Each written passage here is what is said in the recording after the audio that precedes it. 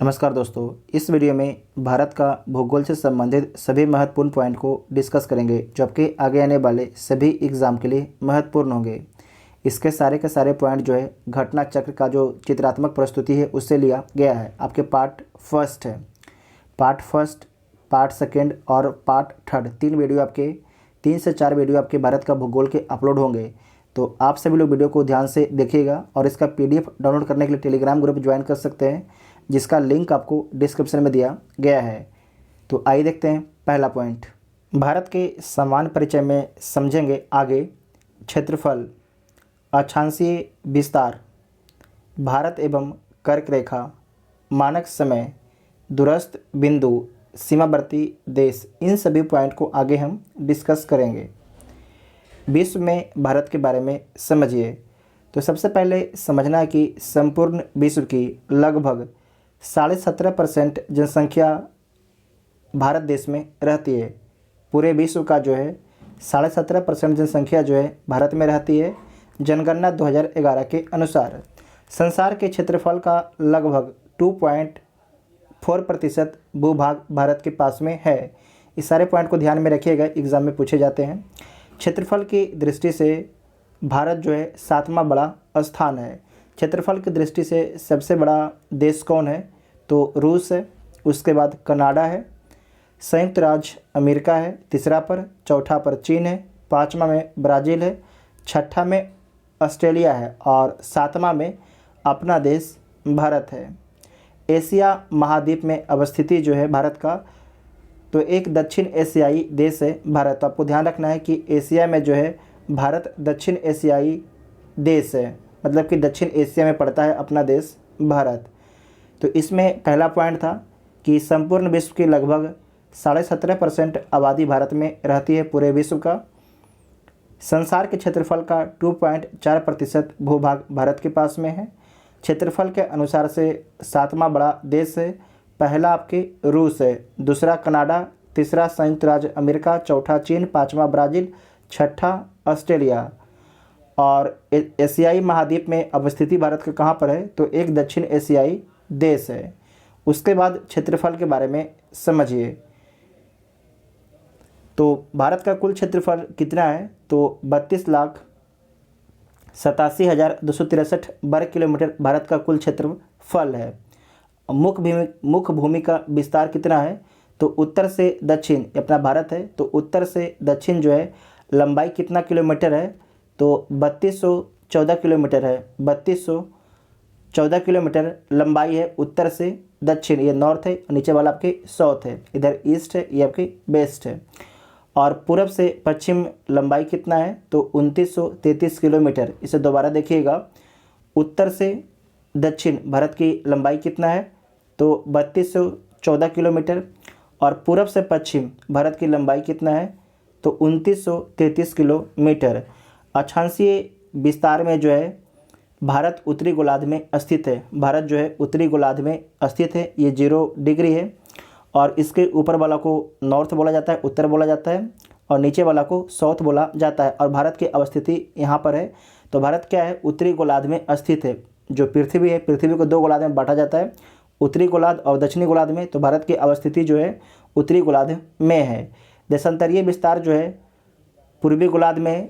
देशांतरीय विस्तार क्या होता है? जैसे कि जो भी रेखा यहाँ पर समझ लीजिए, इसमें देखिएगा, जो ईस्ट से वेस्ट की ओर रेखा खींची गई उसे क्या बोलेंगे?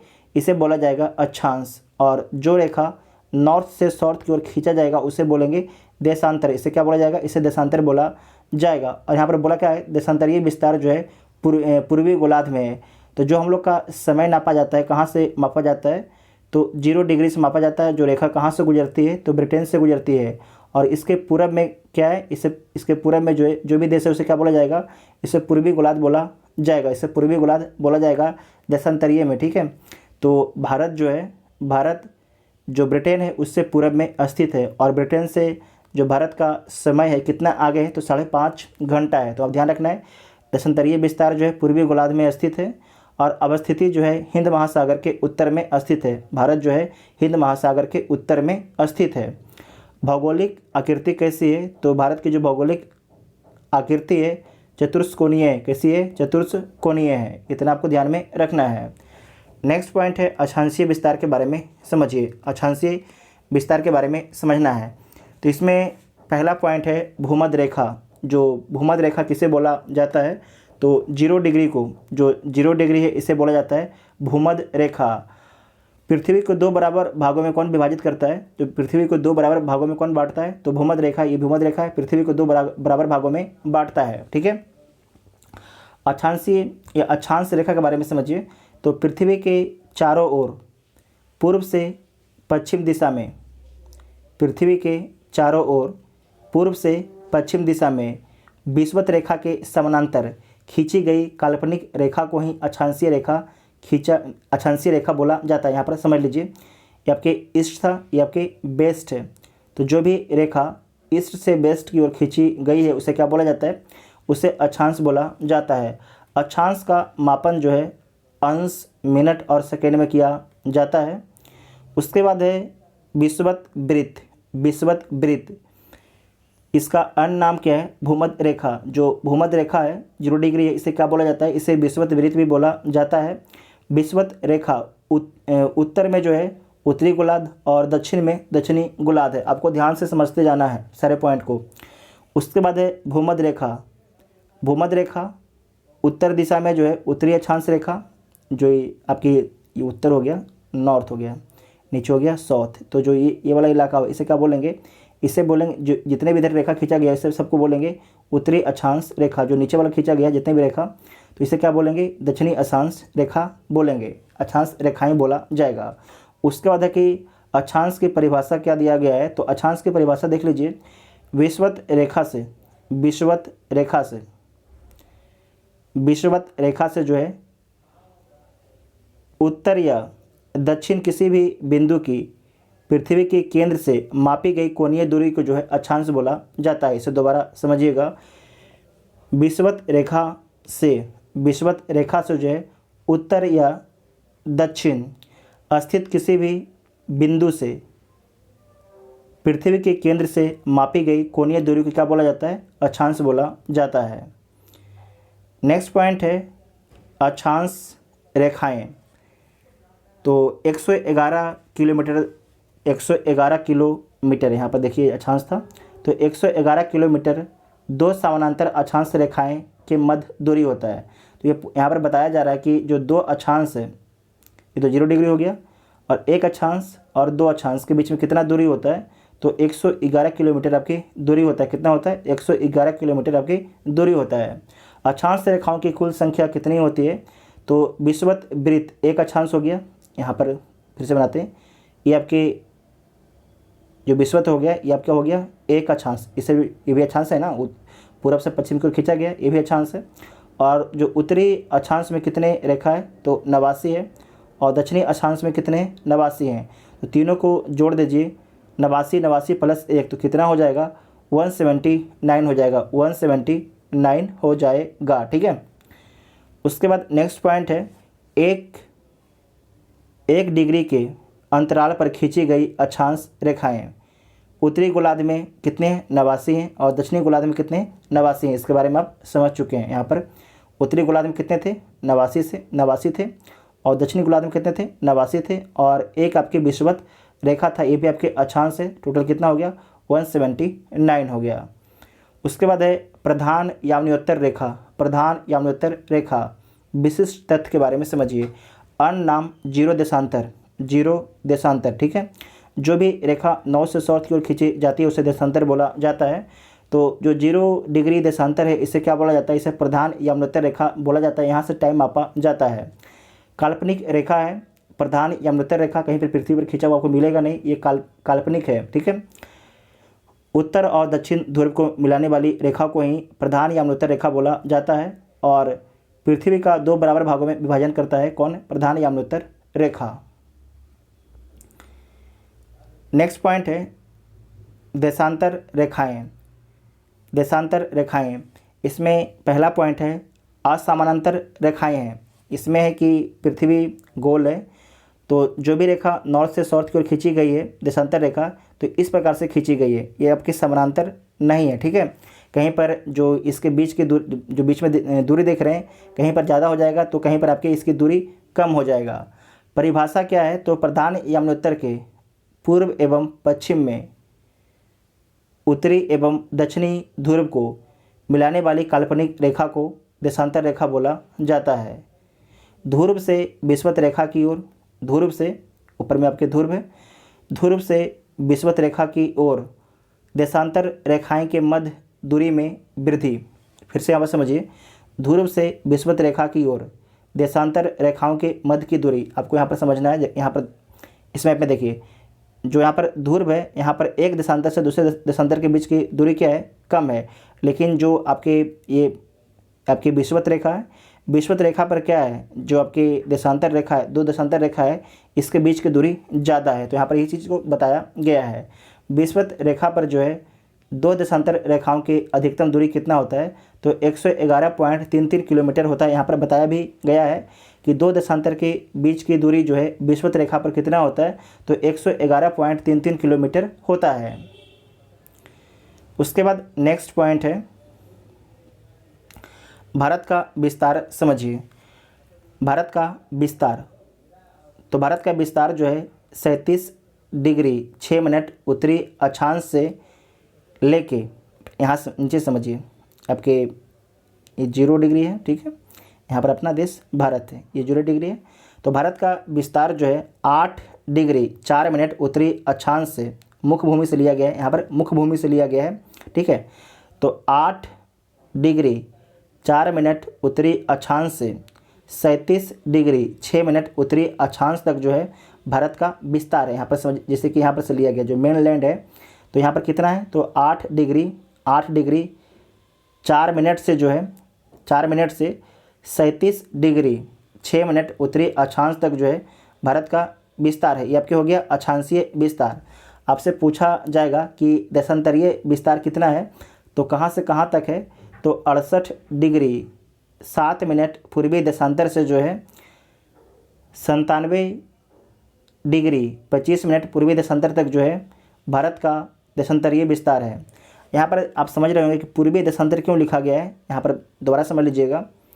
ये आपके 0 डिग्री है, प्रधान यमुनोत्तर रेखा है, और आपको क्या बोले थे कि भारत जो है 0 डिग्री के ईस्ट में है, 0 डिग्री के ईस्ट में है, तो इसी को लिखा गया है पूर्वी देशांतर। इधर जो भी आपके रेखा खींचा गया है, देशांतर जो भी देशांतर की लाइन है वो सारे हो जाएगा पूर्वी देशांतर लाइन हो जाएगा। तो इसे क्या बोला गया है, पूर्वी देशांतर बोला गया है। तो भारत का जो विस्तार है देशांतर में बोलेगा तो 68 डिग्री 7 मिनट से 97 डिग्री 25 मिनट पूर्वी देशांतर तक जो है भारत का विस्तार है। इतना आपको ध्यान से समझना है। नेक्स्ट पॉइंट है भारत विशिष्ट तथ्य के बारे में समझिए।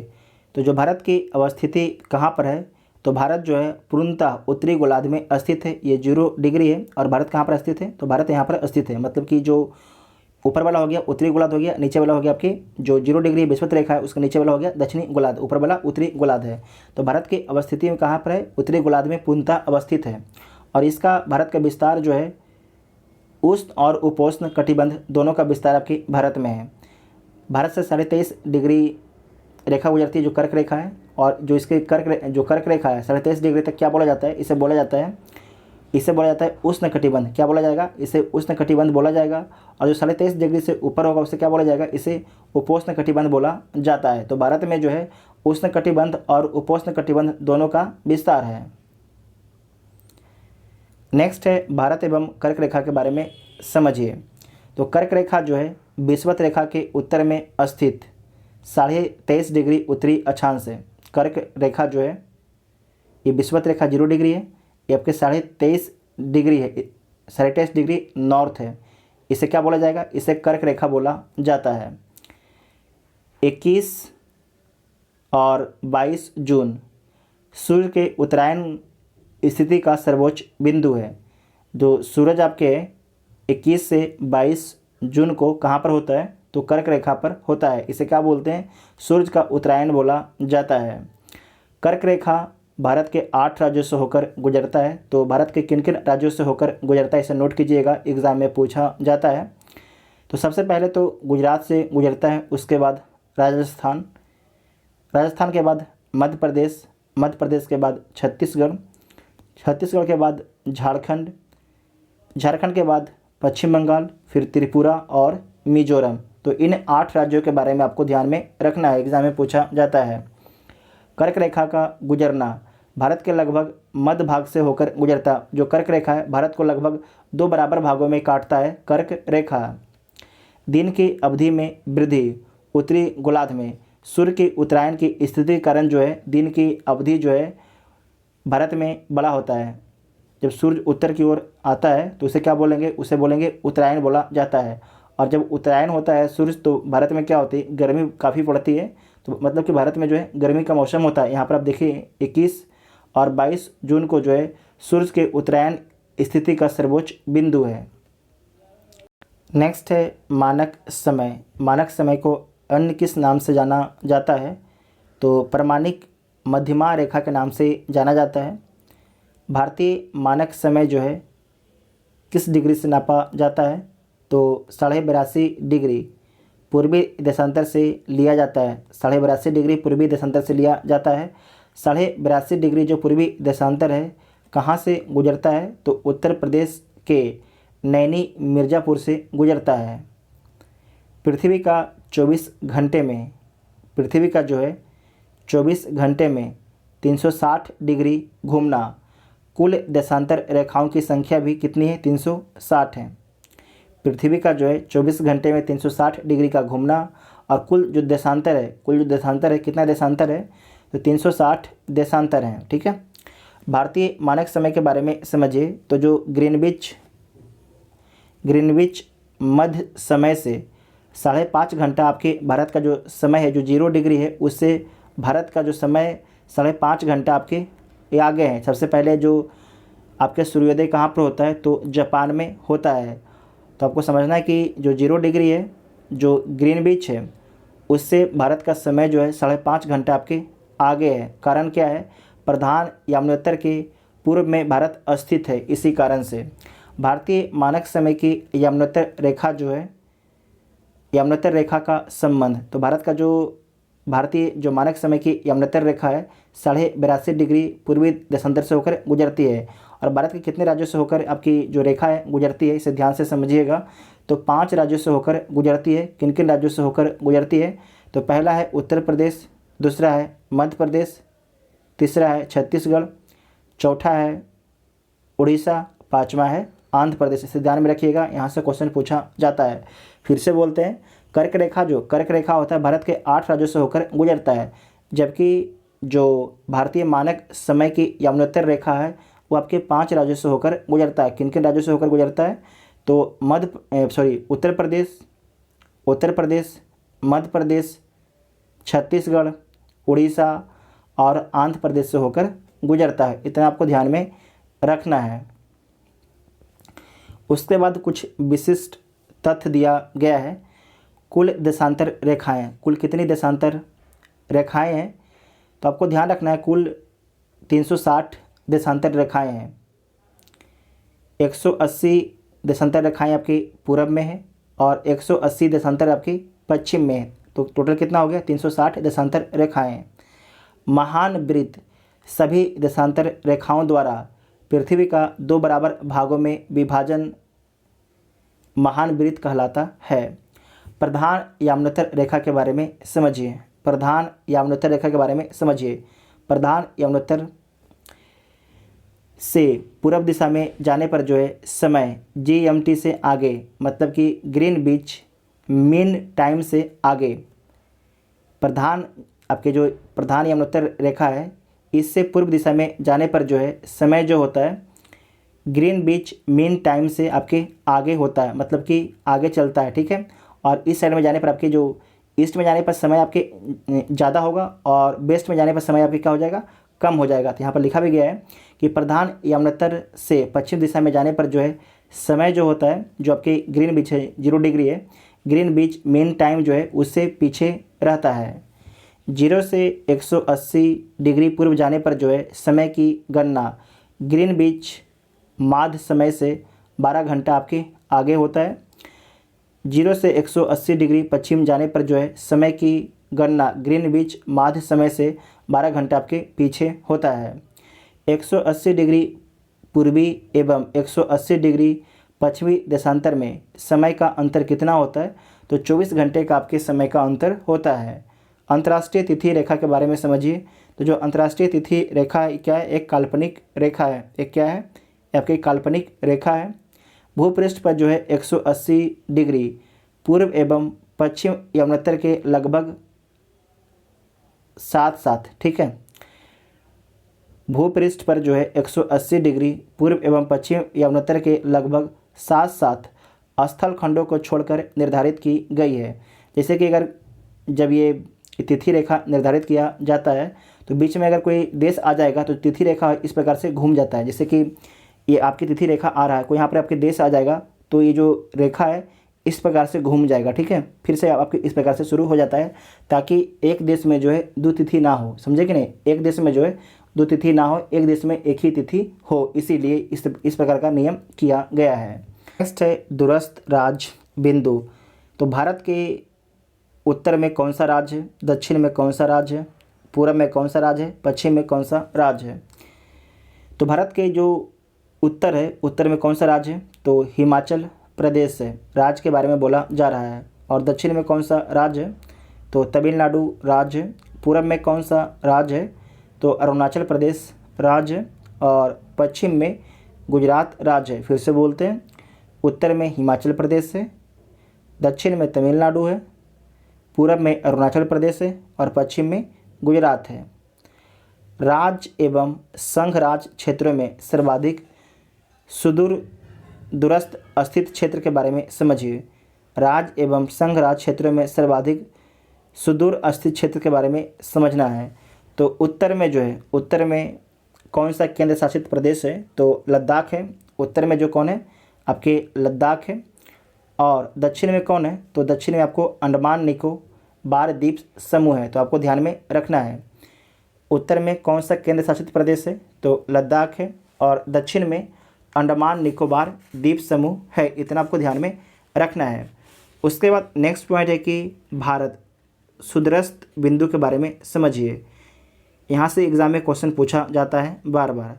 तो भारत के उत्तरी बिंदु कौन है? भारत के जो उत्तरी बिंदु है इंदिरा कौल है। कौन है? इंदिरा कौल जो है भारत के उत्तरी बिंदु है। और इंदिरा कौल कहाँ पर स्थित है? तो लद्दाख में स्थित है। भारत के दक्षिणी बिंदु कौन है? तो इसमें ध्यान रखना है कि इंदिरा पॉइंट ग्रेट बड़ा निकोबार द्वीप समूह में स्थित है। जो इंदिरा पॉइंट है ग्रेट मतलब कि बड़ा निकोबार द्वीप समूह में स्थित है। जबकि कन्याकुमारी तमिलनाडु भारत की मुख्य भूमि का आपकी दक्षिण बिंदु है। ये आपके दो अलग अलग पॉइंट है। यहाँ पर समझिए कि अगर आपसे पूछा जाएगा एग्जाम में कि जो मुख्य भूमि है, मुख्य भूमि का सबसे दक्षिणी बिंदु कौन है? तो हो जाएगा कन्याकुमारी। लेकिन अगर पूछा जाएगा कि भारत का दक्षिणी बिंदु कौन है, तो भारत का जो दक्षिणी बिंदु हो जाएगा ये कौन हो जाएगा? अंडमान निकोबार द्वीप समूह में स्थित है इंदिरा पॉइंट, जो कहाँ पर स्थित है? तो बड़ा निकोबार द्वीप में स्थित है इंदिरा पॉइंट, ठीक है। अगर बोला जाएगा कि भारत की मुख्य भूमि का सबसे दक्षिण बिंदु कौन है, तो कन्याकुमारी है। अगर बोल दिया गया कि भारत का सिर्फ दक्षिणी बिंदु कौन है, तो इंदिरा पॉइंट हो जाएगा। ये दो अलग अलग पॉइंट है, ध्यान से आपको समझना है। भारत के पूर्वी बिंदु कौन है? तो किबुथु है। कौन है? किबुथु है। ये कहाँ पर स्थित है? तो अरुणाचल प्रदेश में स्थित है। और भारत का पश्चिमी बिंदु कौन है? तो गुहार मोती है। गुहार मोती है, ये कहाँ पर स्थित है? तो गुजरात में आपके स्थित है। उसके बाद नेक्स्ट पॉइंट है सीमावर्ती देश के बारे में समझना है। सीमावर्ती देश के बारे में समझना है तो समझिए, दो प्रकार की सीमाएं हैं। एक आपकी प्राकृतिक सीमाएं हैं, एक आपकी मानव निर्मित सीमाएं हैं। एक प्राकृतिक सीमाएं हैं, एक आपके मानव निर्मित सीमाएं हैं। स्थलीय सीमा किससे किससे लगता है भारत का? तो भारत के उत्तर में कौन है? तो भारत के उत्तर में नेपाल और चीन है। भारत के उत्तर में जो है नेपाल और चीन है। भारत के उत्तर पश्चिम में कौन है? तो अफ़गानिस्तान है। और भारत के पश्चिम में कौन है? पाकिस्तान है। भारत के पूर्व में कौन है? तो बांग्लादेश और म्यांमार है। और उत्तर पूर्व में कौन है? तो भूटान है। उत्तर पूर्व में कौन है? तो भूटान है। भारत जो है मानव निर्मित सीमा साझेदार देश है। मतलब कि भारत जो है मानव निर्मित सीमा साझा करता है। किस किस देश से करता है? तो पाकिस्तान से करता है और बांग्लादेश से करता है। भारत से कौन अलग होता है? तो पाकिस्तान अलग होता है। और पाकिस्तान से कौन अलग होता है?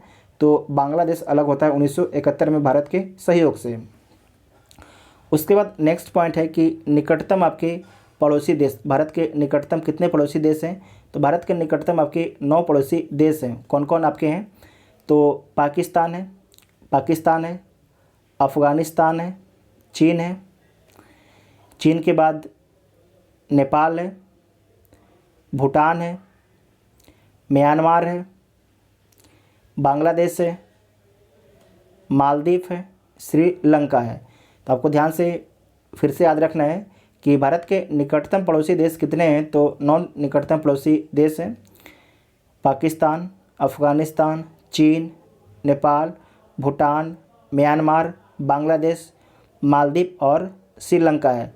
लेकिन अगर आपसे पूछा जाएगा कि स्थल लैंड जो है कितने देशों से भारत का लगता है? तो भारत का 7 देशों से लगता है, जबकि मालदीव और श्रीलंका से भारत का स्थल लैंड नहीं लगता है। ठीक है, मतलब कि स्थलीय सीमा नहीं लगता है।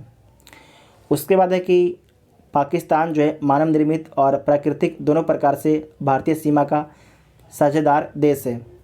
पाकिस्तान जो है मानव निर्मित और प्राकृतिक दोनों प्रकार से भारतीय सीमा का साझेदार देश है। नेक्स्ट है कि भारत की भू सीमा, इसकी लंबाई कितना है? तो 15,106.7 किलोमीटर है। भारत की जो स्थल सीमा की लंबाई कितना है? तो 15,106.7 किलोमीटर है। उसके बाद है कि द्वीप क्षेत्रों, तो लक्षद्वीप और अंडमान निकोबार सहित तटरेखा तो भारत के कितने राज्यों की सीमा आपके समुद्र से लगता है? तो 9 राज्यों के। तो टोटल आपके द्वीप क्षेत्रों सहित तटरेखा की कुल लंबाई कितना है? तो 7516.6 किलोमीटर है। भू सीमा की लंबाई कितना था? तो 15,106.7 किलोमीटर। और द्वीप क्षेत्रों सहित जो तटरेखा है इसकी कुल लंबाई कितना है? तो 7516.6 किलोमीटर इसकी कुल लंबाई है। नेक्स्ट है महत्वपूर्ण तथ्य के बारे में देखिए। तो भारत का वह स्थान जहां बंगाल की खाड़ी, अरब सागर तथा हिंद महासागर मिलते हैं उसे क्या बोला जाता है? तो उसे कन्याकुमारी बोला जाता है। कन्याकुमारी कहाँ पर स्थित है? तो तमिलनाडु राज्य में स्थित है। यहाँ पर आपके हिंद महासागर, आपके अरब सागर और बंगाल की खाड़ी तीनों मिलता है। तो कहाँ पर मिलता है? तो कन्याकुमारी में मिलता है। और कन्याकुमारी कहाँ पर स्थित है? तमिलनाडु में स्थित है। वह भारतीय राज्य जो तीन तरफ से बांग्लादेश से घिरा हुआ है उसे कौन सा राज्य बोला जाता है? तो त्रिपुरा राज्य। तो आपको ध्यान में रखना है कि जो त्रिपुरा राज्य है तीनों तरफ से आपके बांग्लादेश से घिरा हुआ है। आप लोग इसे मैप में देख सकते हैं। भारत तथा पाकिस्तान के मध्य सीमा रेखा का उदाहरण है तो अध्यारोपित सीमा का उदाहरण है। नेक्स्ट है भारतीय मानक समय एवं ग्रीनविच माध्य समय में कितना अंतर है? तो 5.5 घंटे का अंतर है। भारत वर्ष में गांवों की संख्या कितना है? तो 6,40,932 गांव हैं जनगणना 2011 के अनुसार। भारत की सबसे लंबी स्थलीय सीमा बांग्लादेश के साथ है, जबकि सबसे छोटी स्थलीय सीमा जो है किसके साथ है? तो अफ़गानिस्तान के साथ में है। इस पॉइंट को दोबारा देखिएगा, अच्छा पॉइंट है कि भारत की सबसे लंबी स्थलीय सीमा बांग्लादेश के साथ में है, जबकि सबसे छोटी सीमा जो है अफ़गानिस्तान से लगता है कितना किलोमीटर? तो 107 किलोमीटर आपकी सीमा लगता है। उसके बाद नेक्स्ट पॉइंट है भौतिक विभाजन के बारे में समझिए। तो भारत के प्राकृतिक प्रदेश में है पहला अध्ययन की एक शाखा के रूप में जो है पुराचुंबक तत्व के बारे में समझिए। तो प्राचीन भूवैज्ञानिक घटनाओं के अध्ययन में सहायक है। चट्टानों अवसादों के निर्माण के समय संरक्षित गुणों का अध्ययन। अल्फ्रेड वेगनर के महाद्वीपीय विस्थापन सिद्धांत को जो है प्रमाणित करने के लिए आधार बनाया गया है। पृथ्वी के चुंबकीय क्षेत्र का अध्ययन, इसे दोबारा समझिएगा। तो प्राचीन भूवैज्ञानिक घटनाओं के अध्ययन में सहायक है। प्राचीन भूवैज्ञानिक घटनाओं के अध्ययन में सहायक है चट्टानों अवसादों के निर्माण के समय संरक्षित गुणों का अध्ययन। अल्फ्रेड वेगनर के महाद्वीपीय विस्थापन सिद्धांत को जो है प्रमाणित करने के लिए आधार बनाया गया है। पृथ्वी के चुंबकीय क्षेत्र का अध्ययन। प्राकृतिक प्रदेश भारत का है तो उत्तर का पर्वतीय क्षेत्र, विशाल मैदान, प्रायद्वीपीय पठार, तट एवं द्वीप। यहाँ पर देखिए जैसे कि आपके उत्तर का पर्वतीय क्षेत्र है और विशाल मैदान, नीचे वाला आपके प्रायद्वीप है और तट एवं द्वीप है। नेक्स्ट पॉइंट है कि विशिष्ट तथ्य के बारे में समझना है तो भारतीय स्थल पिंड के बारे में समझिए। तो जो भारत का जो स्थल पिंड है ये आपके गोंडवाना लैंड का भाग है। जो गोंडवाना लैंड है उसका भाग है भारत। गोंडवाना भूभाग के अंतर्गत कौन कौन से देश आपके आते हैं या क्षेत्र आते हैं तो भारत आपके गोंडवाना भूभाग के अंतर्गत आता है। ऑस्ट्रेलिया, अफ्रीका, दक्षिण अमेरिका, अंटार्कटिका, ये आपके जो पांचों पॉइंट हैं गोंडवाना भूभाग के अंतर्गत आपके आते हैं। हिमालय तथा पश्चिमी एशिया की पर्वत श्रृंखलाओं का विकास। हिमालय तथा पश्चिमी एशिया की पर्वत श्रृंखलाओं का विकास जो है भारतीय और यूरेशियन प्लेटों के मध्य टकराव के कारण इन दोनों प्लेटों के बीच स्थित तेथित सागर के अपसादी चट्टानों में बलन की प्रक्रिया के परिणाम स्वरूप हुआ है। इस पॉइंट को दोबारा समझिएगा।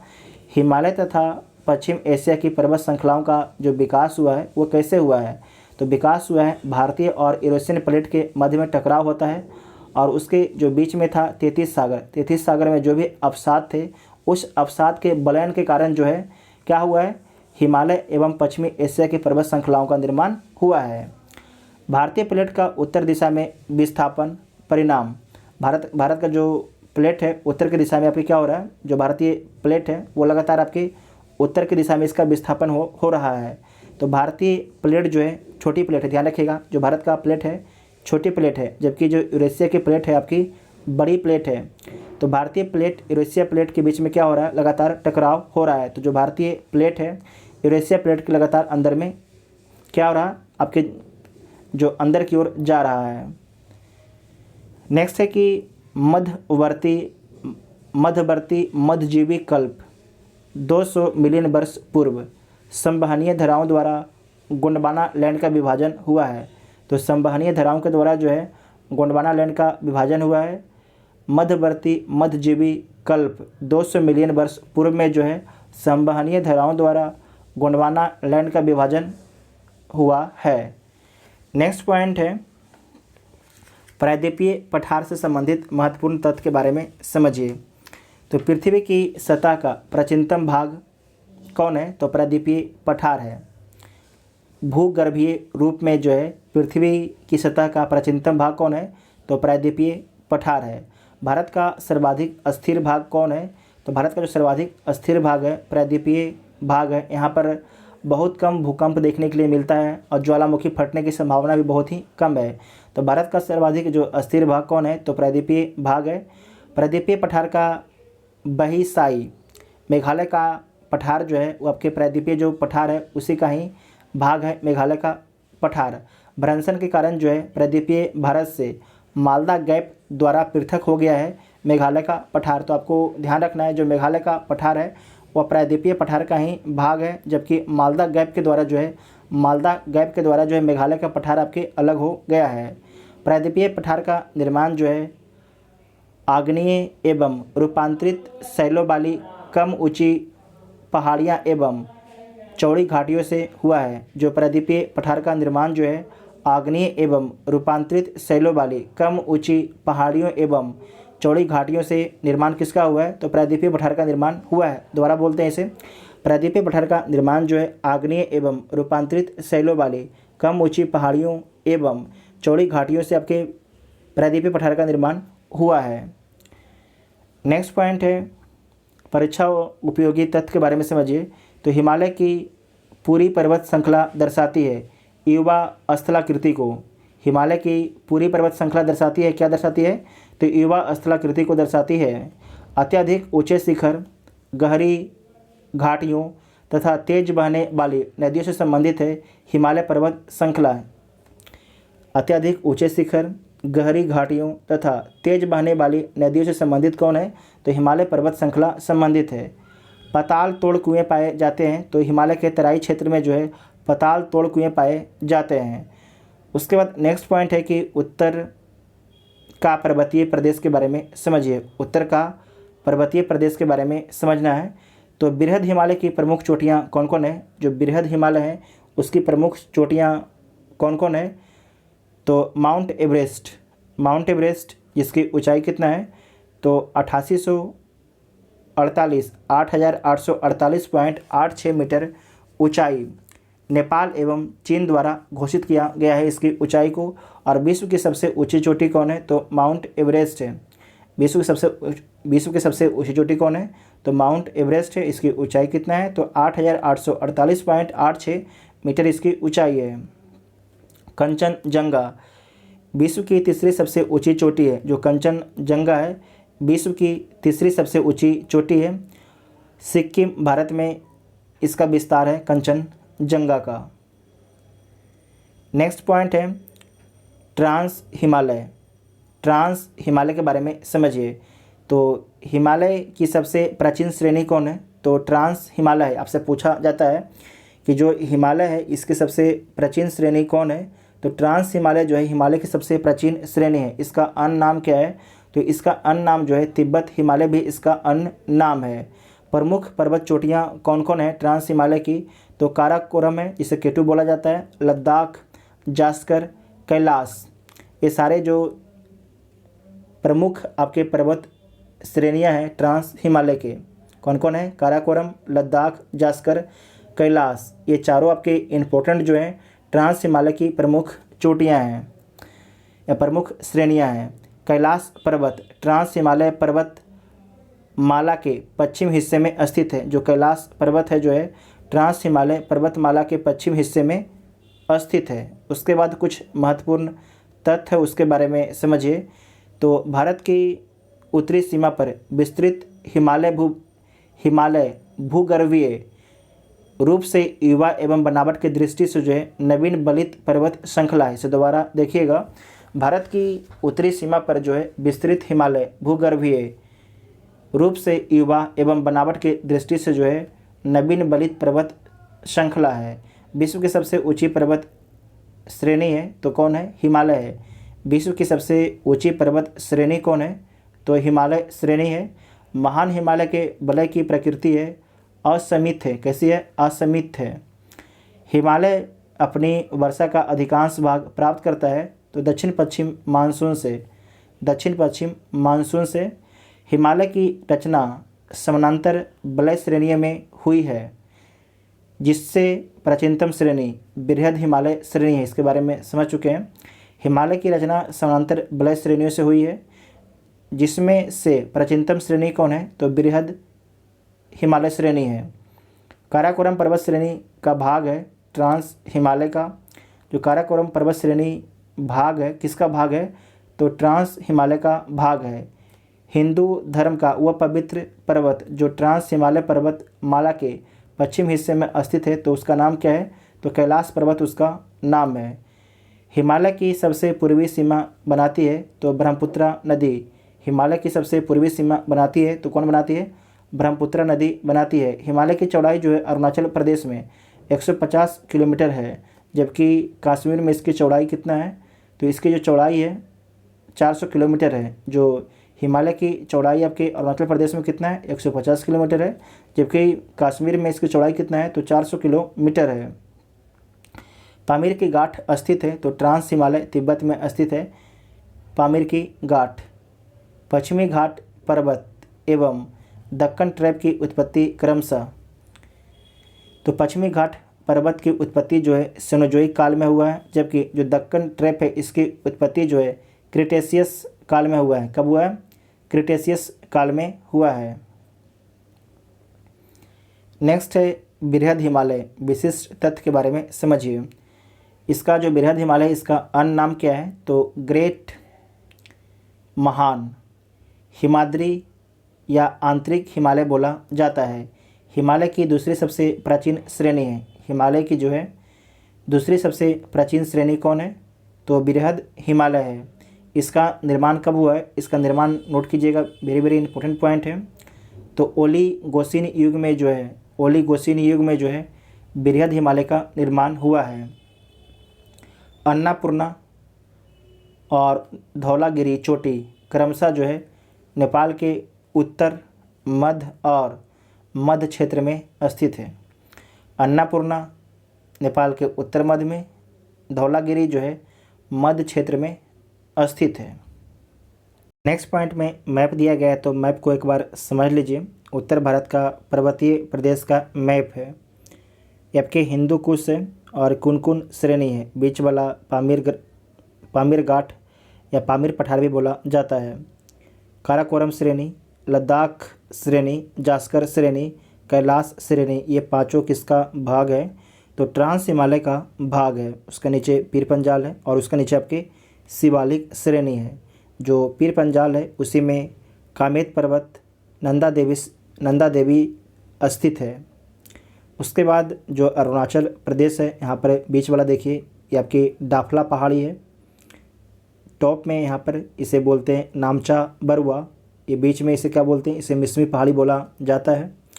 यहाँ पे जो पटकाई बूम है, इसका विस्तार जो है यहाँ पर देख लीजिए, ये पटकाई बूम है। इसका विस्तार जो है नागालैंड, अरुणाचल प्रदेश में है।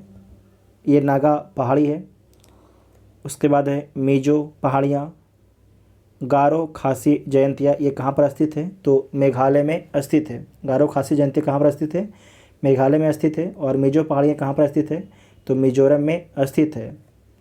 जो नागा पहाड़ियाँ हैं, इसका विस्तार जो है नागालैंड और मणिपुर में नागा पहाड़ियाँ का विस्तार है। उसके बाद नेक्स्ट पॉइंट है लघु हिमालय के बारे में समझिए। जो लघु हिमालय है, इसका अन्य नाम क्या है? तो इसका अन्य नाम है मध्य हिमालय भी बोला जाता है। इसमें घाटियाँ हैं, तो कश्मीर की घाटी, कांगड़ा एवं कुल्लू की घाटी स्थित है लघु हिमालय में। लघु हिमालय में जो है कश्मीर की घाटी और कांगड़ा एवं कुल्लू घाटी स्थित है लघु हिमालय में। इसका निर्माण कब होता है? तो मध्य मायोसीन युग में जो है लघु हिमालय का निर्माण होता है। मध्य जो हिमालय है, इसकी ऊंचाई 3700 मीटर से 4500 मीटर है और इसकी चौड़ाई जो है 60 किलोमीटर से 80 किलोमीटर इसकी चौड़ाई है। अब प्रमुख श्रृंखला जो लघु हिमालय में स्थित है, तो धौलाधर, महाभारत आदि स्थित है। पीर पंजाल जो है सबसे लंबी श्रृंखला है लघु हिमालय की। जो लघु हिमालय है, इसकी सबसे जो लंबी श्रृंखला है पीर पंजाल है। कौन है? पीर पंजाल सबसे लंबी श्रृंखला है। बाह्य एवं उप हिमालय के बारे में समझिए। इसका अन्य नाम क्या है? तो इसे शिवालिक श्रेणी या नवीन हिमालय भी बोला जाता है। बाह्य या उप हिमालय इसे क्या बोला जाता है? तो इसे शिवालिक श्रेणी और नभ हिमालय भी बोला जाता है, जिसका निर्माण जो है सबसे लास्ट में होता है। शिवालिक जो है हिमालय की सबसे बाहरी श्रृंखला है। जो शिवालिक है, ये आपके हिमालय की सबसे बाहरी श्रृंखला है और इसका निर्माण जो है कब होता है? तो इसका निर्माण जो है प्लायोसीन युग में होता है। प्लायोसीन युग में जो है शिवालिक का निर्माण होता है। कुछ प्रमुख दून के बारे में समझ लीजिए। तो देहरादून, कोटली दून, पाटली दून, ये कहाँ पर स्थित है? तो शिवालिक श्रेणी नवीन हिमालय में स्थित है, जिसका निर्माण सबसे लास्ट में होता है। दून लघु हिमालय तथा शिवालिक के बीच स्थित लंबत घाटी है, जिसे दून बोला जाता है और इसकी ऊंचाई जो है 900 से 1100 मीटर है और इसकी चौड़ाई जो है 10 से 50 किलोमीटर इसकी चौड़ाई है। इतना आपको ध्यान में रखना है। नेक्स्ट पॉइंट है हिमालय का भौगोलिक विभाजन। तो जो हिमालय का वर्गीकरण किया गया है नदी घाटियों की सीमाओं के आधार पर किया गया है, पश्चिम से पूरब की ओर। जो पंजाब हिमालय है, इसका विस्तार जो है किन दो नदियों के बीच में है? तो सिंधु नदी और सतलज नदी के बीच में जो है पंजाब हिमालय का विस्तार है। कुमायूं हिमालय का विस्तार जो है सतलज नदी और काली नदी के बीच में है। कुमायूं हिमालय का विस्तार जो है सतलज नदी और काली नदी के बीच में है। जो नेपाल हिमालय है, इसका विस्तार काली नदी से तीस्ता नदी के बीच में है। जो काली नदी है भारत और नेपाल के बीच में सीमा बनाती है। तो जो नेपाल हिमालय है इसका विस्तार काली नदी और तीस्ता नदी के बीच में है। जो असम हिमालय है इसका विस्तार तीस्ता नदी और दिहांग नदी के बीच में है। असम हिमालय का विस्तार जो है तीस्ता नदी और दिहांग नदी के बीच में है। इतना आपको ध्यान में रखना है। नेक्स्ट में है मैप, तो मैप के बारे में आप समझिए। तो यहाँ पर देखिए अरावली श्रृंखला है, ये आपके अरावली श्रृंखला है। इसका विस्तार जो है गुजरात से लेके दिल्ली तक इसका विस्तार है। उसके नीचे में विंध्य पर्वत है, कैमूर की पहाड़ी है, सतलज या सतपुड़ा पर्वत श्रृंखला है, सतपुड़ा पर्वत श्रृंखला है, अजंता है। अजंता कहाँ पर स्थित है? तो महाराष्ट्र में स्थित है। गिर की पहाड़ी है, सतमाला की पहाड़ी है, सतमाला की पहाड़ी है बीच वाला। और ऊपर में जो है बालाघाट श्रृंखला है, हरिश्चंद्र श्रृंखला है, दोदा बेटा है, नीलगिरी पहाड़ी है, अन्नामलाई पहाड़ी है बीच वाला, और जो नीचे वाला है ये काडम की पहाड़ी है। उसके बाद दोबारा फिर से ऊपर में आइए, ईस्ट में हजारीबाग का पठार है, रामगढ़ पहाड़ी है, गढ़जात पहाड़ी है, मलयगिरी पहाड़ी है, दंडकारण्यक क्षेत्र है, दंडकारण्यक क्षेत्र है। उसके बाद नल्लामलाई पहाड़ी है, ये नल्लामलाई पहाड़ी है, जवादी पहाड़ी है, सेबराय पहाड़ी है। गारो खासी जयंतिया कहाँ पर है? तो मेघालय में स्थित है, इसी क्रम में याद रखिएगा, गारो खासी जयंतिया। उसके बाद है डाफला पहाड़ी, डाफला पहाड़ी अरुणाचल प्रदेश में कहाँ पर है? अरुणाचल प्रदेश में है। मिसमी पहाड़ी अरुणाचल प्रदेश में है। नागा हिल्स, नागा हिल्स जिसका विस्तार है नागालैंड अरुणाचल प्रदेश में है। मिजो हिल्स, यहाँ पर ये मिजो हिल्स है, मिजोरम में इसका विस्तार है। उसके बाद नेक्स्ट पॉइंट है प्रदीपीय पठार विशिष्ट तथ्य के बारे में समझिए। प्रदीपीय पठार विशिष्ट तथ्य के बारे में समझना है।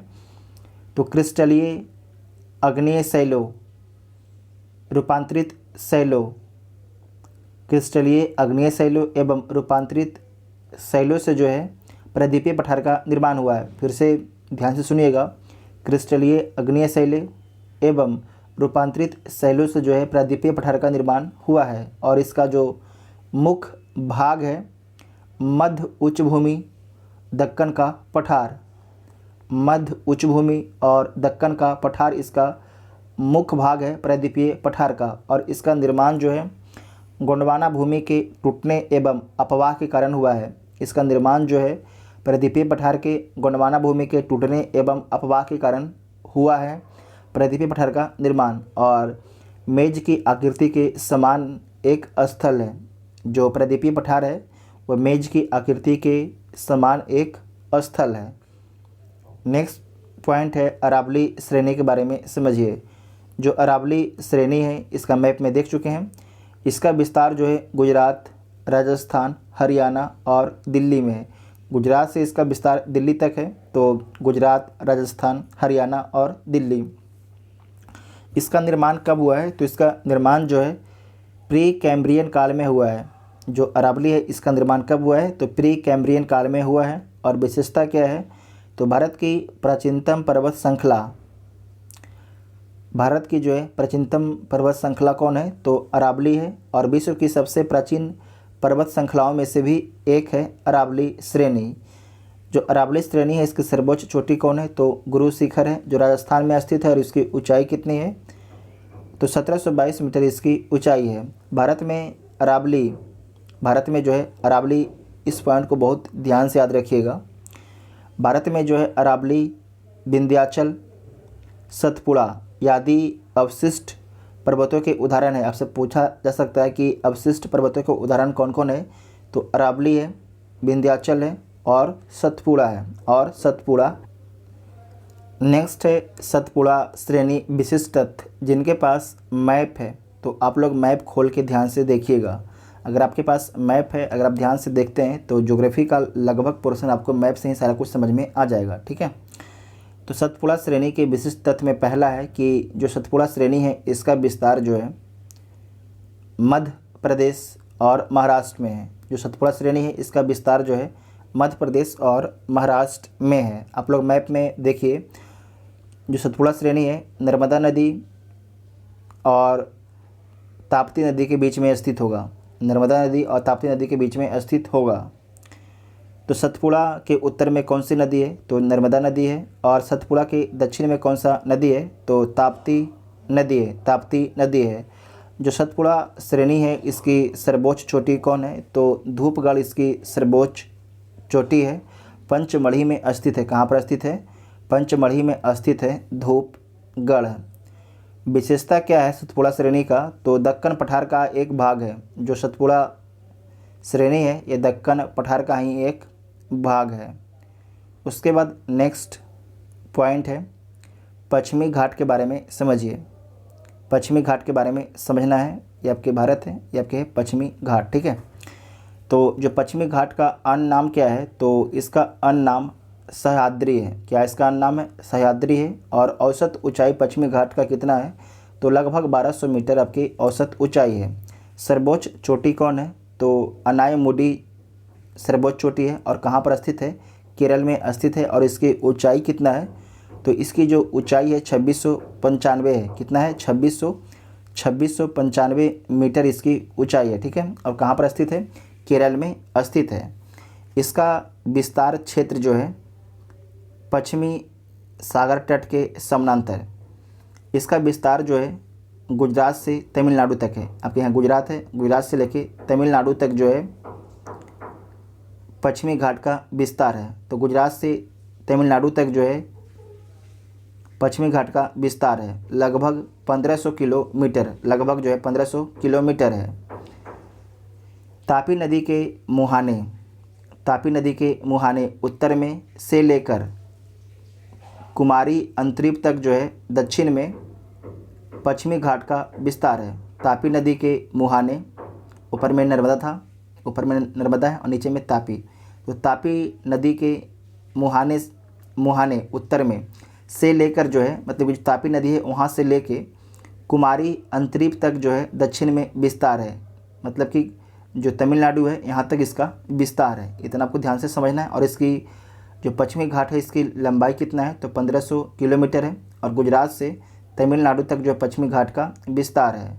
इसकी स्थलाकृति में क्या है? तो जो पश्चिमी ढाल है, पश्चिमी ढाल इधर का, ठीक है, आपके इस साइड का, ये वेस्ट हो गया ना, ये आपके ईस्ट है। तो जो पश्चिमी ढाल है तीव्र एवं खड़ा है, तीव्र एवं खड़ा है। और जो इसकी पूर्वी ढाल है, जो पश्चिमी घाट है इसका जो पूर्वी ढाल है ये कैसा है? तो मंद एवं सीढ़ीनुमा है, मंद एवं सीढ़ीनुमा है। इस पॉइंट को ध्यान से समझिएगा। जो पश्चिमी घाट की ढाल, जो पश्चिमी घाट है उसकी ढाल जो है तीव्र एवं खड़ा है, जबकि पश्चिमी घाट के पूर्वी ढाल जो है क्या है? मंद एवं सीढ़ीनुमा है। इसका निर्माण जो है बेसाल्ट शैलों से हुआ है। इसका जो निर्माण है बेसाल्ट शैलों से हुआ है। 16 डिग्री उत्तरी अक्षांश से उत्तर की ओर, 16 डिग्री उत्तरी अक्षांश से जो है, जो भी ऊपर में आपके पश्चिमी घाट है उसका निर्माण जो है बेसाल्ट शैलों से हुआ है। जबकि गोवा से दक्षिण, जबकि जो गोवा से जो दक्षिण है उसका निर्माण जो है ग्रेनाइट और नीस शैलों से हुआ है। जो ये आपके गोवा है और इसके जो भी दक्षिण है उसका निर्माण जो है ग्रेनाइट और नीस शैलों से हुआ है। और जो गोवा के ऊपर है उसका निर्माण जो है बेसाल्ट चट्टानों से हुआ है। नेक्स्ट है पश्चिमी घाट, ब्लॉक पर्वत का उदाहरण है। जो पश्चिमी घाट है ये ब्लॉक पर्वत का उदाहरण है और इसका निर्माण जो है अरब सागर में अपसंबलन द्वारा हुआ है। अरब सागर में जो है अपसंबलन के द्वारा हुआ है। नेक्स्ट पॉइंट है नल्ला मलाई पहाड़ियाँ। नल्ला मलाई पहाड़ियाँ, इसकी अवस्थिति जो है कृष्णा एवं पेन्नूर नदियों के मध्य में है नल्ला मलाई पहाड़ियों का अवस्थिति। और किस राज्य में स्थित है नल्ला मलाई? तो आंध्र प्रदेश राज्य में स्थित है। पूर्वी घाट की पहाड़ी में जो है पूर्वी तटीय मैदान के समानांतर महानदी उड़ीसा से नीलगिरी की पहाड़ियों के मध्य आपके विस्तृत है। नेक्स्ट पॉइंट है कि नीलगिरी पहाड़ियों के बारे में समझिए। तो जो नीलगिरी पहाड़ी है इसकी अवस्थिति पूर्वी एवं इसकी अवस्थिति जो है पूर्वी एवं पश्चिमी घाट के मिलन स्थल पर है। जो नीलगिरी पहाड़ी है ये कहाँ पर स्थित है? तो पूर्वी और पश्चिमी घाट जहाँ पर मिलता है उसे ही नीलगिरी पहाड़ी बोला गया है। और इसकी सर्वोच्च चोटी कौन है? तो इसकी जो सर्वोच्च चोटी है दोदा बेटा है। इसकी ऊंचाई कितना है? तो 2637 मीटर इसकी ऊंचाई है। 2637 मीटर जो है दोदा बेटा की ऊंचाई है, जो नीलगिरी पहाड़ी की सर्वोच्च चोटी है। उसके बाद यहाँ पर मैप दिया गया है, इसे मैप से आप समझिए। महत्वपूर्ण बिंदु बताया गया है। तो यहाँ पर है महादेव पहाड़ी। जो महादेव पहाड़ियाँ हैं सतपुड़ा पर्वत श्रेणी का भाग है और कहाँ पर स्थित है? तो मध्य प्रदेश में स्थित है। महादेव पहाड़ियाँ जो है सतपुड़ा पर्वत श्रेणी से देख चुके हैं, जो ऊपर में नर्मदा नदी है और नीचे में आपकी ऊपर में नर्मदा नदी है, नीचे में ताप्ती नदी है। उसके बीच में आपके स्थित कौन है? तो सतपुड़ा है। तो सतपुड़ा पर्वत श्रेणी का भाग है कौन? महादेव पहाड़ियाँ। नेक्स्ट पॉइंट है मैकाल श्रेणी। सतपुड़ा पर्वत श्रेणी का पूर्वी भाग है, जो कहाँ पर स्थित है? छत्तीसगढ़ में स्थित है। उसके बाद है गड़जात पहाड़ियाँ, उड़ीसा राज्य में स्थित है। जो गड़जात पहाड़ियाँ कहाँ पर स्थित है? तो उड़ीसा राज्य में स्थित है। नेक्स्ट है रामगिरी की पहाड़ियाँ, आंध्र प्रदेश के चित्तूर जिले में स्थित है। यहाँ पर देखिए रामगिरी की पहाड़ियाँ जो है आंध्र प्रदेश के चित्तूर जिले में स्थित है। नेक्स्ट है सेबराय पहाड़ियाँ, तमिलनाडु के सलेम कस्बे के निकट अवस्थित है सेबराय पहाड़ियाँ। काडम पहाड़ियाँ, जो काडम पहाड़ियाँ हैं केरल के दक्षिण पूर्वी हिस्से तथा तमिलनाडु के दक्षिण पश्चिम हिस्से में अवस्थित है काडम की पहाड़ियाँ। नेक्स्ट पॉइंट है पर्वत चोटियाँ के बारे में समझिए। माउंट एवरेस्ट, जो माउंट एवरेस्ट है ये कहाँ पर स्थित है? तो माउंट एवरेस्ट नेपाल में स्थित है। विश्व का सर्वोच्च पर्वत शिखर कौन है? तो माउंट एवरेस्ट है और इसकी ऊंचाई कितना है? 8,848.86 मीटर जो है माउंट एवरेस्ट की ऊंचाई है। उसके बाद है केटू। केटू का अन्य नाम क्या है? तो माउंट गॉडविन ऑस्टिन केटू का अन्य नाम है। भारत का सर्वोच्च पर्वत शिखर कौन है? तो केटू है और इसकी अवस्थिति जो कहाँ पर है?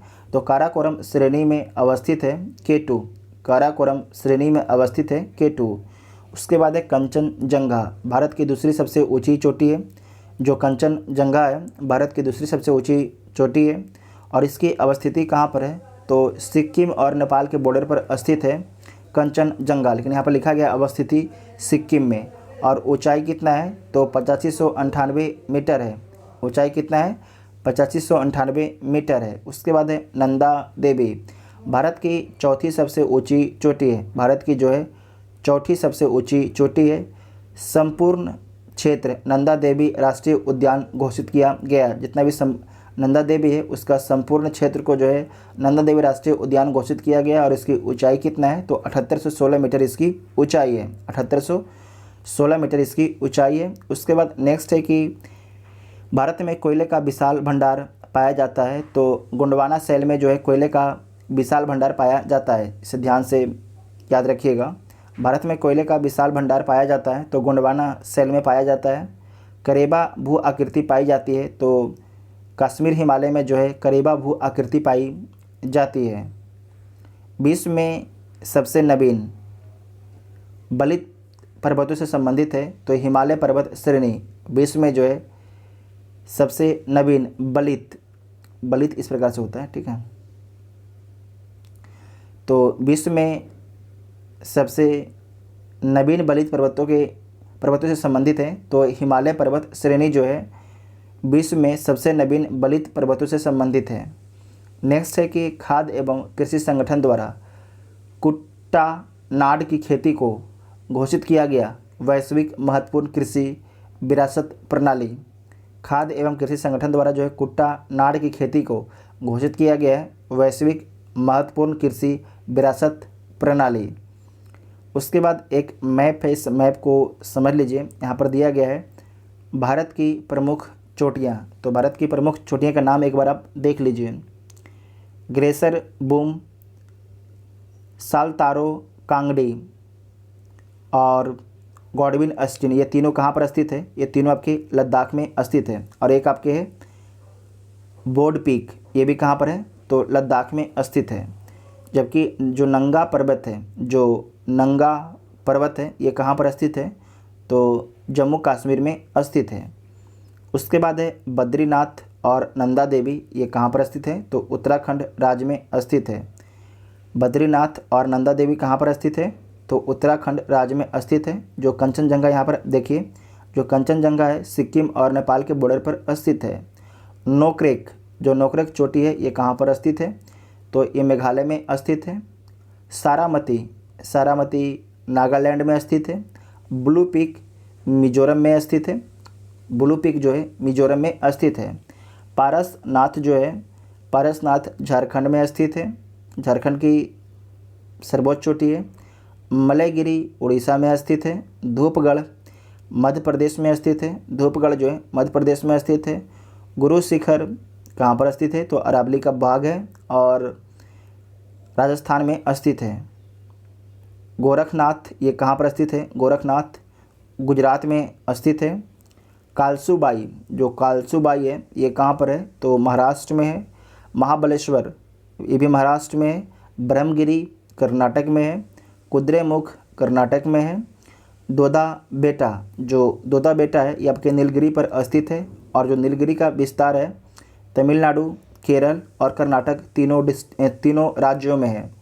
उसके बाद है अनायमुडी, इसका विस्तार केरल में है।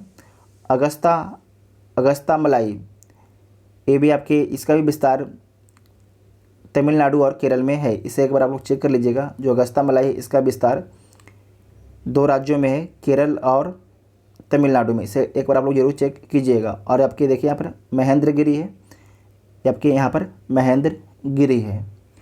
उसके बाद नेक्स्ट पॉइंट है भारत की प्रमुख घाटियाँ, विशिष्ट तथ्य। भारत की जो है प्रमुख घाटियाँ के बारे में समझिए, प्रमुख घाटियाँ के बारे में समझना है। तो कुल्लू जो घाटी है, इसकी अवस्थिति कहाँ पर है, तो धौलाधर और पीर पंजाल श्रेणी के मध्य में स्थित है कुल्लू घाटी। किस राज्य में कुल्लू घाटी स्थित है, तो हिमाचल प्रदेश में स्थित है। धौलाधर और पीर पंजाल श्रेणी के मध्य में स्थित है कुल्लू घाटी। उसके बाद नेक्स्ट है नीलांग घाटी, ये कहाँ पर अवस्थित है, तो भारत चीन सीमा के निकट स्थित है। और कहाँ पर स्थित है, उत्तराखंड में अवस्थित है। घटनाक्रम वर्ष 1992 के युद्ध के बाद जो है नागरिकों के लिए बंद कर दिया गया था। मई 2015 से पुनः पर्यटकों के लिए खोल दिया गया है नीलांग घाटी को। उसके बाद है मरखा घाटी, इसकी अवस्थिति कहाँ पर है, तो लद्दाख केंद्र शासित प्रदेश में जो है मरखा घाटी अवस्थित है। नेक्स्ट है जुकू घाटी, ये नाम याद रखिएगा, पूछा जाता है कि कौन सा घाटी किस राज्य में अवस्थित है। जो जुकू घाटी है, ये कहाँ पर अवस्थित है, तो जुकू घाटी जो है नागालैंड में अवस्थित है। कहाँ पर, नागालैंड में अवस्थित है। उसके बाद है यूथांग घाटी, ये कहाँ पर अवस्थित है, तो गंगटोक सिक्किम में स्थित है यूथांग घाटी।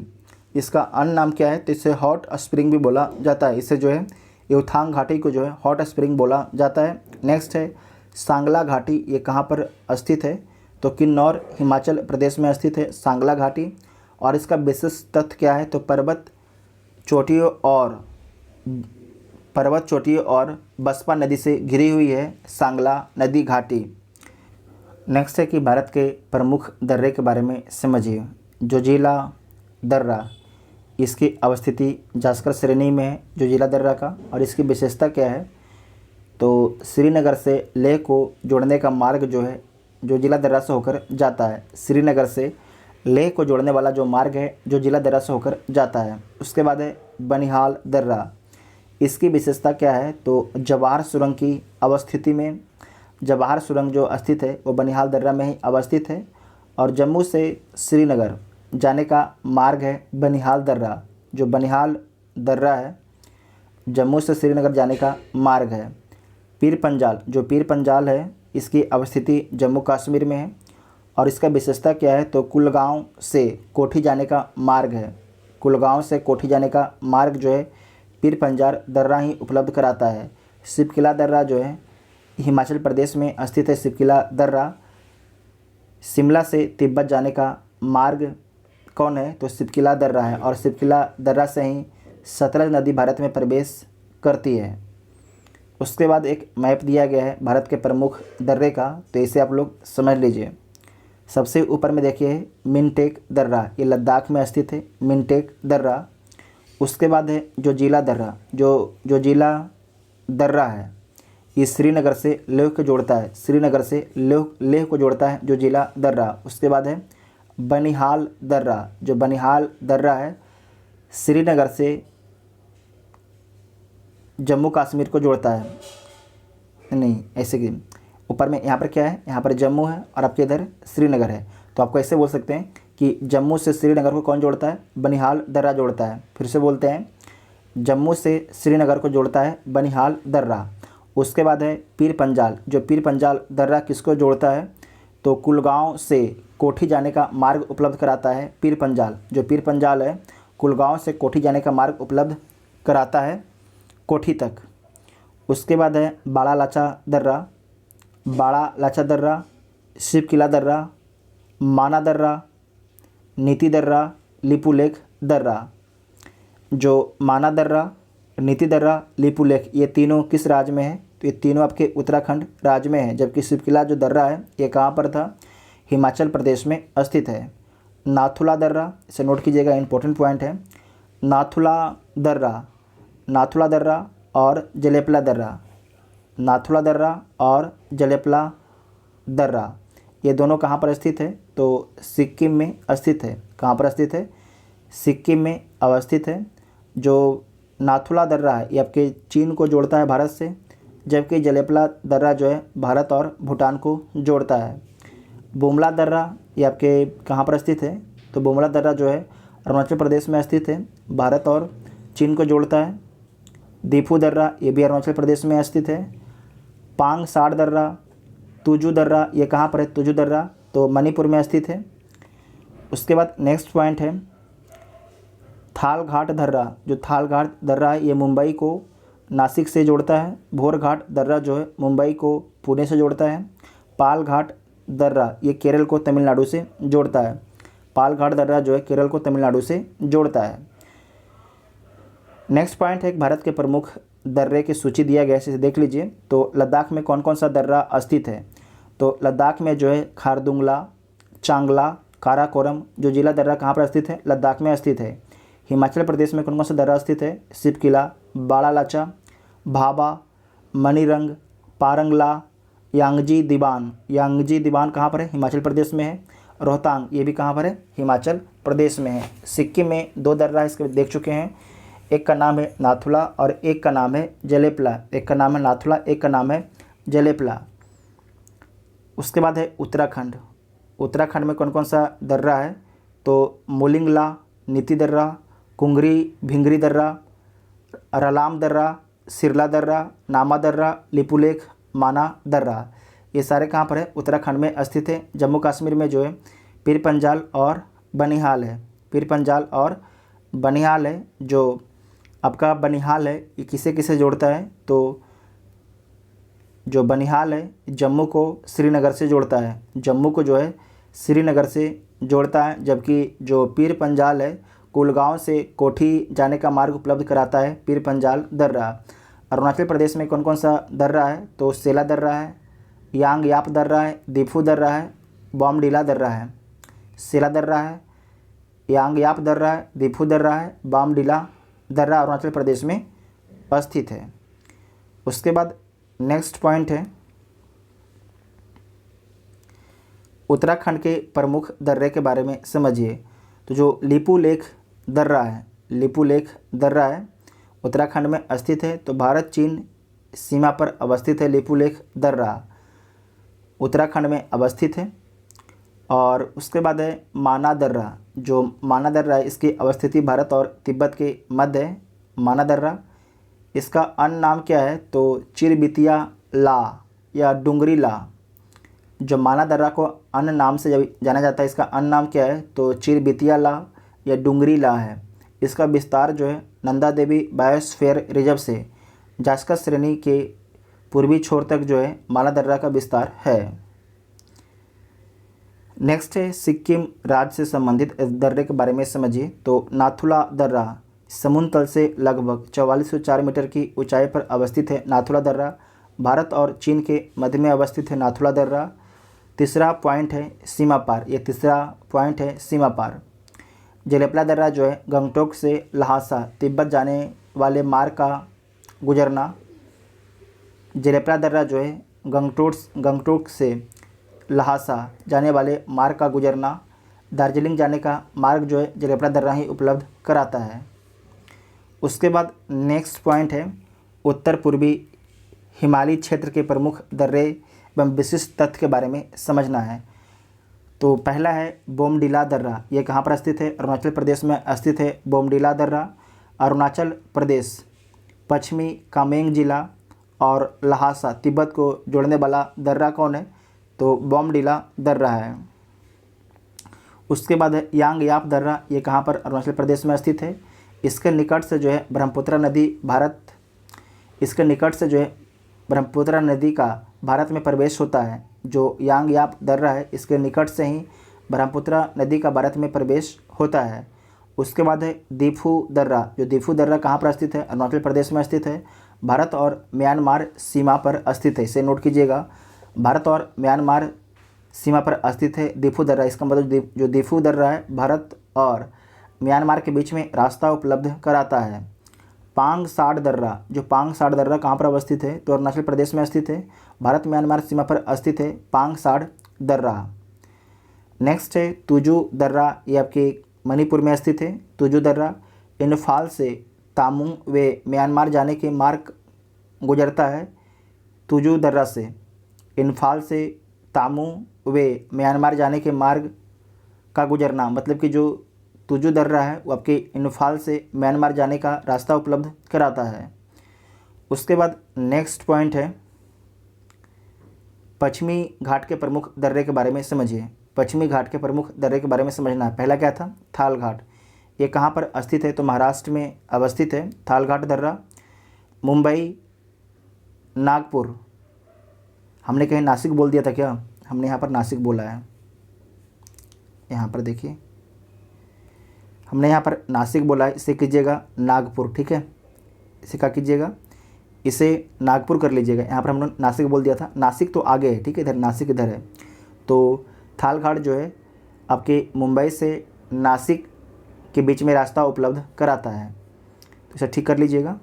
हम लोग कहाँ थे? यहाँ थे। पश्चिमी घाट के प्रमुख दर्रे में पहला था थाल घाट दर्रा, जो इसकी अवस्थिति कहाँ पर है? तो महाराष्ट्र में इसकी अवस्थिति है। मुंबई से नागपुर, कोलकाता सड़क और रेल मार्ग का गुजरना। तो जो थाल घाट दर्रा है उससे मुंबई, नागपुर, कोलकाता के लिए सड़क और रेल मार्ग गुजरता है थाल घाट दर्रा से, ठीक है? उसके बाद है भोर घाट दर्रा। जो भोर घाट दर्रा है इसका अन्य नाम क्या है? तो इसका अन्य नाम है खांडला घाट। इसका अन्य नाम क्या है भोर घाट का? खांडला घाट इसका अन्य नाम है। इसकी अवस्थिति कहाँ पर है? तो महाराष्ट्र में इसकी अवस्थिति है। और उसके बाद आपको ध्यान रखना है, एक सेकेंड, आपके भारत का मैप है, आपके मुंबई है, इसका जो ऊपर गया इसे क्या बोलेंगे? इसे बोलेंगे थाल घाट दर्रा। जो नीचे आपके पुणे तरफ आता है इसे क्या बोलेंगे? इसे भोर घाट दर्रा बोला जाएगा। तो जो भोर घाट दर्रा है ये आपके मुंबई, पुणे, बेलगांव, चेन्नई रेल मार्ग एवं सड़क मार्ग गुजरता है। तो मुंबई से पुणे, बेलगांव, चेन्नई के लिए जो है रेल मार्ग एवं सड़क मार्ग किस दर्रे से होकर गुजरता है? तो भोर घाट दर्रा से होकर गुजरता है। उसके बाद है पाल घाट दर्रा। उसके बाद है पाल घाट दर्रा। इसका अन्य नाम क्या है? इसका अन्य नाम है पलक्कड़ गैप। इसका अन्य नाम क्या है? पलक्कड़ गैप है। ये कहाँ पर अवस्थित है? तो केरल में स्थित है। और संबंधित तथ्य क्या है? तो जो पाल घाट दर्रा है कालीकट, त्रिचूर, कोयम्बटूर, इंदौर को जोड़ता है रेलवे और सड़क मार्ग से। कालीकट, त्रिचूर, कोयम्बटूर, इंदौर को जोड़ता है रेलवे एवं सड़क मार्ग से पाल घाट दर्रा। उसके बाद कुछ इम्पोर्टेंट तथ्य है तो इसके बारे में समझ लीजिए। दक्षिण भारत की प्रसिद्ध टोडा जनजाति निवास करती है। तो कहाँ पर निवास करती है? नीलगिरी पहाड़ी क्षेत्र पर निवास करती है टोडा जनजाति। केरल एवं तमिलनाडु राज्य की सीमा पर अवस्थित पहाड़ी है। केरल एवं तमिलनाडु राज्य की सीमा पर अवस्थित पहाड़ियाँ हैं तो अन्नामलाई पहाड़ियाँ हैं। अन्नामलाई पहाड़ियाँ हैं। तमिलनाडु, कर्नाटक और केरल राज्यों की सीमा पर अवस्थित एक पर्वत ग्रंथि का उदाहरण है तो नीलगिरी पर्वतमाला। नीलगिरी पर्वतमाला जो है तमिलनाडु, कर्नाटक और केरल राज्यों की सीमा पर अवस्थित है। दक्षिण भारत की सर्वोच्च पर्वत चोटी कौन है तो अनाई मुडी है। कौन है? अनाई मुडी है। झारखंड के गिरिडीह जिले में स्थित पहाड़ी है तो पारसनाथ है। कौन है? पारसनाथ है। नर्मदा एवं ताप्ती नदियों के मध्य स्थित है तो सतपुड़ा श्रेणी स्थित है। नर्मदा एवं ताप्ती नदियों के मध्य स्थित है, सतपुड़ा श्रेणी स्थित है। ब्लू माउंटेन के नाम से जाना जाता है नीलगिरी पहाड़ी को। इसे नोट कीजिएगा, वेरी वेरी इंपॉर्टेंट है। ब्लू माउंटेन के नाम से जाना जाता है नीलगिरी पहाड़ी को, जो है ब्लू माउंटेन के नाम से जाना जाता है। उसके बाद नेक्स्ट पॉइंट है भारत के कुछ अन्य प्रमुख दर्रे के बारे में समझना है। तो इसमें पहला जो दर्रा है चांगला दर्रा। चांगला दर्रा, इसकी अवस्थिति कहाँ पर है तो केंद्र शासित प्रदेश लद्दाख में स्थित है चांगला दर्रा। इसका नामकरण जो है चांगला बाबा मंदिर पर किया गया है। इसका जो नामकरण है चांगला बाबा मंदिर के नाम पर जो है चांगला दर्रा का किया गया है। और इसकी विशेषता क्या है तो लद्दाख को तिब्बत से जोड़ता है चांगला दर्रा। लद्दाख से तिब्बत को जोड़ता है चांगला दर्रा। बुमला दर्रा, इसकी अवस्थिति कहाँ पर है तो अरुणाचल प्रदेश में बुमला दर्रा अवस्थित है। रोहतांग दर्रा, ये कहाँ पर अवस्थित है तो हिमाचल प्रदेश में स्थित है। और लाहौल और स्पीति जिला का प्रवेश द्वार है रोहतांग दर्रा। नीति दर्रा कहाँ पर? उत्तराखंड में अवस्थित है। और इसकी विशेषता क्या है तो उत्तराखंड को जो है तिब्बत से जोड़ता है नीति दर्रा। मुलिंगला दर्रा, जो मुलिंगला दर्रा, इसकी अवस्थिति जो है गंगोत्री के उत्तर में स्थित मौसमी दर्रा है। और इसकी विशेषता क्या है उत्तराखंड को तिब्बत से जोड़ता है। शीतकाल में जो है आवागमन संभव नहीं होता है मुलिंगला दर्रा से। ठीक है। उसके बाद नेक्स्ट पॉइंट है यूनेस्को द्वारा जो है वर्ष 1988 में प्राकृतिक महत्व की विश्व धरोहर के रूप में संरक्षित किया गया है। तो नंदा देवी राष्ट्रीय उद्यान को जो है यूनेस्को द्वारा वर्ष 1988 में प्राकृतिक महत्व की विश्व धरोहर के रूप में संरक्षित किया है। वर्ष 2016 में यूनेस्को द्वारा मिश्रित वर्ग के अंतर्गत विश्व धरोहर स्थल के रूप में संरक्षित किया है। तो किसे संरक्षित किया है तो कंचनजंगा राष्ट्रीय उद्यान को। कंचनजंगा राष्ट्रीय उद्यान को। नेक्स्ट है कि उद्गम मंडल या ऊटी नामक पहाड़ी स्थित है तो नीलगिरी पर्वत श्रेणी पर। कहाँ पर स्थित है? नीलगिरी पर्वत श्रेणी पर स्थित है। प्रथम भारतीय महिला जो 1984 में एवरेस्ट शिखर पर चढ़ने में सफल हुई थी उसका नाम क्या था तो बछेंद्री पाल उसका नाम था। क्या नाम था?